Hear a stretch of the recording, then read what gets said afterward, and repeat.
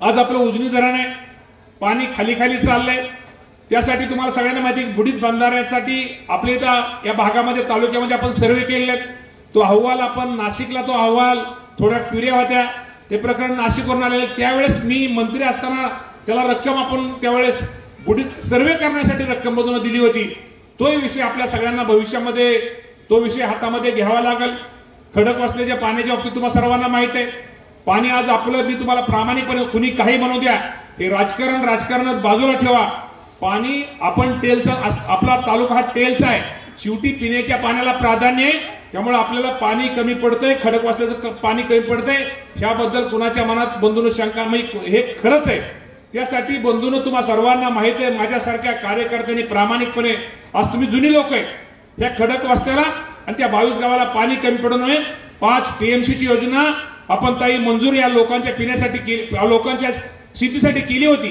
ही योजना कुणी आपल्याला, ही योजना नामंजूर करण्यासाठी सोलापूरकरांची डोकी कुणी बिघडवली, सोलापूरकरांचा गैरसमज कुणी निर्माण केला।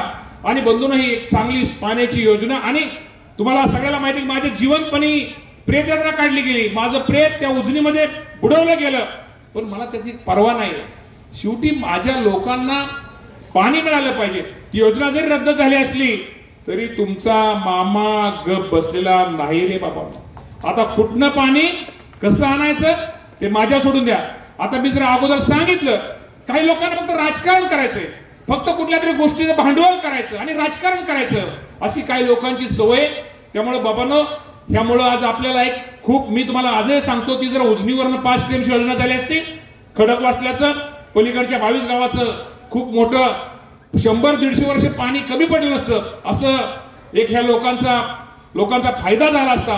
परंतु काही लोकांनी राजकारणामुळे ही योजना रद्द केली, यांना तळतळाट लागल्याशिवाय राहणार नाही। तुम्हाला मी सांगतो, या लोकांना गुरुजी खूप मोठं पाप या तालुक्याचं लोकांचं, जनतेचं, शेतीच्या पाण्याचं काम त्यांच्या राजकारणासाठी दुसऱ्याला श्रेय मिळते म्हणून लोकांची डोकं सोलापूरच्या लोकांची डोकं भडकायचं काम या लोकांनी केलेलं आहे। याची शिक्षा कधी ना कधी परमेश्वर या लोकांना दिल्याशिवाय नक्की राहणार नाही।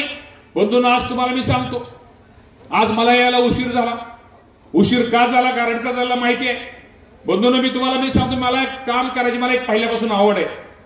डीपीडीसीची यादी झाली, डीपीडीसीच्या माध्यमातून मगाशी आज आपण हे केलं, जेवढं काय करता येईल तेवढं करण्याचा प्रयत्न आपण लोकांना तालुक्यामध्ये निधी आणला।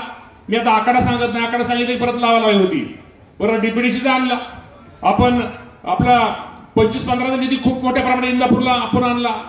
आपण अल्पसंख्याक, अरे ज्या मुस्लिम समाजाला, मी तुम्हाला प्रामाणिकपणे सांगतो, इंदापूर तालुक्यामध्ये कधी मुस्लिम समाजाला सेपरेट निधी दिला गेला नाही, परंतु मुस्लिम समाजाला माझ्यासारख्या कार्यकर्त्यांनी येणाऱ्या 8 ते 10 दिवसामध्ये 4 कोटी रुपयाचा निधी हा फक्त माझ्या मुस्लिम बांधवासाठी आणला। अरे आपण हिंदू मुस्लिम एकच आहे, आपण भाई भाई आहे, शेवटी रक्त आपल्या सगळ्यांचं लालच आहे, एकच रक्त आहे। त्यामुळे मुस्लिम आणि हिंदू कुठेतरी निवडणुकीपुरता भेदभाव करायचा आणि माझ्या कुठेतरी भेदभाव करून त्या लोकांनी यांची पोळी भाजून घ्यायची, असा स्वभाव काही लोकांचा आहे।